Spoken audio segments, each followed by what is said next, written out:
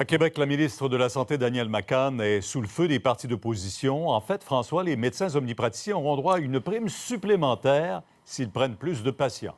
Oui, quand on dit prime et médecin, vous comprendrez à quel point ça fait réagir depuis plusieurs années maintenant. Donc, ce qu'on va mettre en place, ce sont des primes pour prendre en charge plus de patients. Alors, un médecin qui, par exemple, a 650 dossiers, eh bien, on lui dit, si vous passez à 750 dossiers, vous allez avoir une prime, donc une prime de 7 500 $. Et si vous passez à plus de 1000 dossiers, là, on va vous donner encore une prime supplémentaire. En fait, la prime totale sera de 15 000 $. Alors, vous voyez un peu à quel point ça peut faire réagir les partis d'opposition qui ont à peu près tous le même discours en disant ce matin, ben voyons donc, la CAQ avait promis de baisser le salaire des médecins, notamment surtout le salaire des médecins spécialistes. Et là, on se retrouve avec de nouvelle prime. Je vous laisse entendre les réactions ce matin. Le gouvernement a succombé à la tentation. Il pense que la solution passe par plus d'argent pour les médecins, jusqu'à 15 000 $ par médecin. Je suis presque tombé en bas de ma chaise ce matin à lire le journal après avoir entendu la Coalition Avenir Québec parler des salaires faramineux des médecins pendant des années. Ils vont augmenter le salaire des médecins de famille.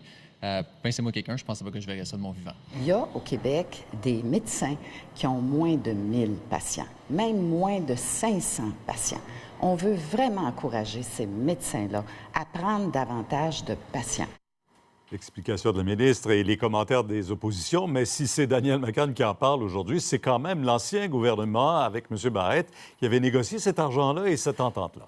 Parce qu'en fait, c'est ça, ces montants-là découlent d'une entente qui a été signée par les libéraux. Donc, ce sont les libéraux qui ont signé la dernière entente avec les médecins omnipraticiens. Mais vous savez, quand on signe une entente, c'est une entente globale. Et ensuite, on signe des ententes parallèles pour convenir des montants. Mais ce que nous promet le gouvernement, c'est que ce n'est pas du nouvel argent, ce n'est pas de l'argent supplémentaire, ce sont des montants qui avaient déjà été prévus. C'est juste que là, maintenant, on voit la matérialisation. Oui, est-ce qu'on n'avait pas non plus convenu de revoir cette rémunération des médecins et revoir ces ententes?